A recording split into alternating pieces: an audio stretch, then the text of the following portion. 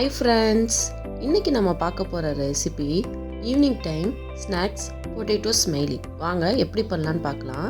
அதுக்கு நான் 2 நீளமான பொட்டேட்டோ எடுத்திருக்கேன். இதை சின்ன சின்ன பீஸ்களாக கட் பண்ணி ஒரு குக்கரில் முழுகிற அளவுக்கு தண்ணி சேர்த்துட்டு உருளைக்கிழங்கை சேர்த்து குக்கரில் ஒரு 4 விசில் வச்சு எடுத்துக்கோங்க.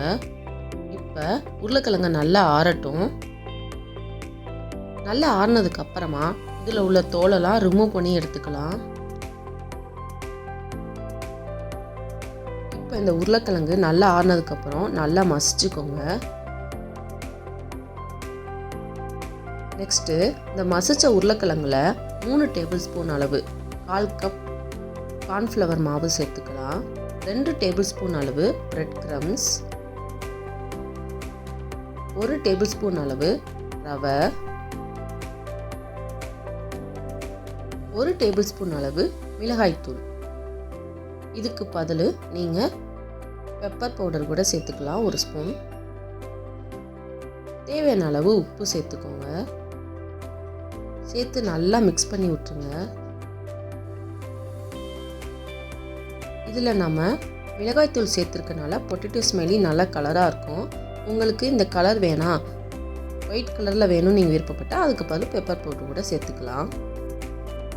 இதை நல்லா மசிச்சிருங்க. ஆரம்பத்தில் ஒட்டுற மாதிரி இருக்கும். லைட்டாக கொஞ்சம் ஆயில் அப்ளை பண்ணிவிட்டு மிக்ஸ் பண்ணிங்க அப்படின்னா ரெடி ஆயிரும் மாவு.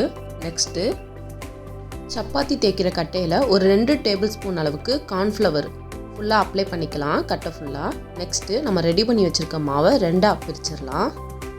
அதில் ஒரு மாவை எடுத்து இந்த மாதிரி லைட்டாக ப்ரெஸ் பண்ணிவிட்டு ஆயில் விட்டு தேய்ச்சிக்கலாம். கட்டையிலையும் லைட்டாக ஆயில் அப்ளை பண்ணிக்கோங்க, அப்போ தான் ஒட்டாமல் வரும்.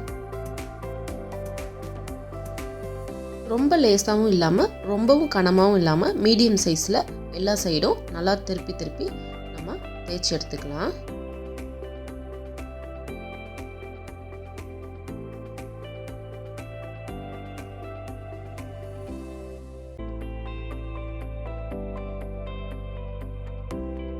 நெக்ஸ்ட்டு இந்த மாதிரி ஒரு மூடி எடுத்துக்கிட்டு சர்க்கிள் ஷேப்பில் பொட்டேட்டோ ஸ்மைலியை ரெடி பண்ணிக்கலாம். இதே போல் எல்லா சைடும் நல்லா சர்க்கிள் ஷேப்பை ரெடி பண்ணி எடுத்துக்கோங்க.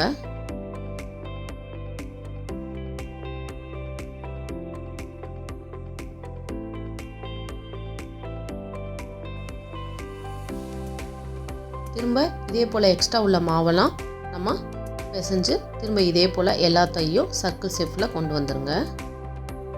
கடைசியாக இதுக்கு கண்ணு போட போகிறோம். வீட்டில் உள்ள ஏதாவது குச்சியை வச்சு ஒரு 2 கண்ணு போட்டுக்கலாம். ஒரு ஸ்மைலி போடணும். அதுக்கு ஸ்பூனை வச்சு நம்ம ஸ்மைலி போட்டுக்கலாம்.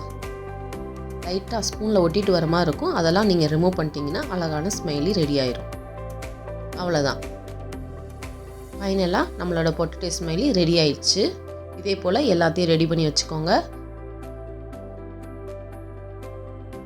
பொட்டேட்டோ ஸ்மைலி எல்லாத்தையும் ஒரு 2 மணி நேரம் ஃப்ரீசரில் வச்சு எடுத்துக்கோங்க. அப்போ நம்மளுக்கு பொரிக்க நல்லா ஈஸியாக இருக்கும். இப்போ 2 ஹவர்ஸ் ஆயிடுச்சு. பாருங்கள், பொட்டேட்டோ ஸ்மைலி எவ்வளோ அழகாக வருது. கையில் எடுக்க நல்லா கூலிங் ஏறிடுச்சு. இப்போ நம்ம பொரிக்க ஸ்டார்ட் பண்ணிடலாம். தேவையான அளவு கடாயில் ஆயில் சேர்த்துக்கோங்க.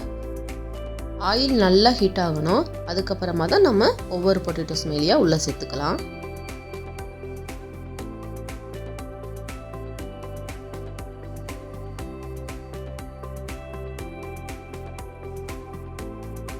நம்மக்கிட்ட இருக்க எல்லா பொட்டேட்டோ ஸ்மைலியும் 3லேருந்து 4 பேட்சாக ஃப்ரை பண்ணி எடுத்துக்கலாம்.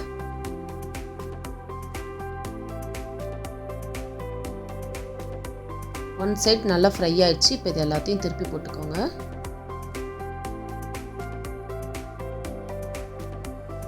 ஃப்ரை ஆகுறதுக்கு 3லேருந்து 4 நிமிஷம் நம்மளுக்கு தேவைப்படும்.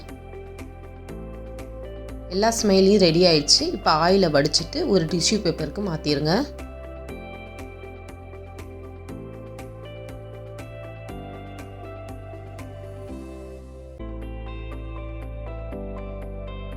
அவ்வளோதான். இதே போல் எல்லா பொட்டேட்டோ ஸ்மைலியும் ஃப்ரை பண்ணி எடுத்துக்கலாம்.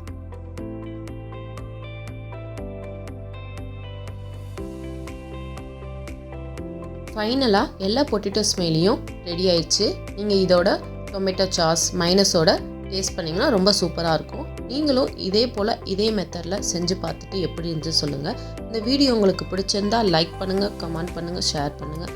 மறக்காமல் அர்ஃபான் கிச்சன் சேனலை சப்ஸ்கிரைப் பண்ணுங்கள். ஈஸியாக சமைக்கலாம், ருசியாக சாப்பிடலாம். பாய் பாய்.